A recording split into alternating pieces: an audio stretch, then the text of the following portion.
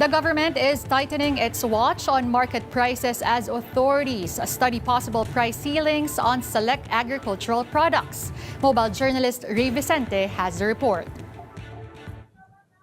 No issuance of notice at Pasig Market as the Department of Agriculture, together with the Department of Trade and Industry, conducted a price and supply inspection today.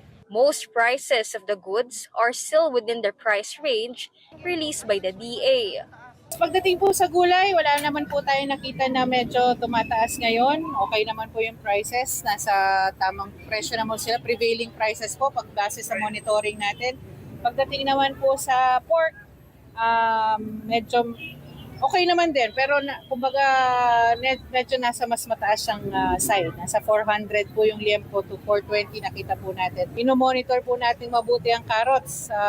Lalo-lalo na po, alam naman natin may mga smuggling talaga ang carrots. So, carrots, however, are seen reaching 160 pesos, which is 20 pesos above the suggested price range of 120 to 140 pesos. The DA is considering a price ceiling for carrots at 100 pesos, while 380 pesos on pork liempo. Meanwhile, rice vendors were among those compliant with the 50 pesos government-imposed price cap for imported rice. Yet one stall will be revisited by the police as the rice labeled as local seems to be imported.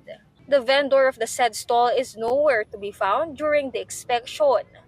Ito nga po ngayon yung 50 pesos per kilo po ng 5% premium broken na imported rice. Hindi ho lahat ay may price cap. Yun lang po, yung 5% imported premium. Ang sinasabi po natin kung sino man po ang mag-violate, ibig sabihin kung magbenta po ng 51 pataas. Dahil nga po dapat 50 na ang pinakamataas.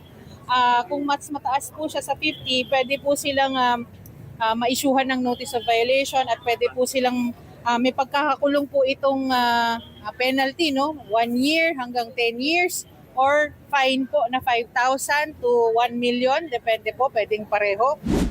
Kapatid Ray Vicente, we are One News.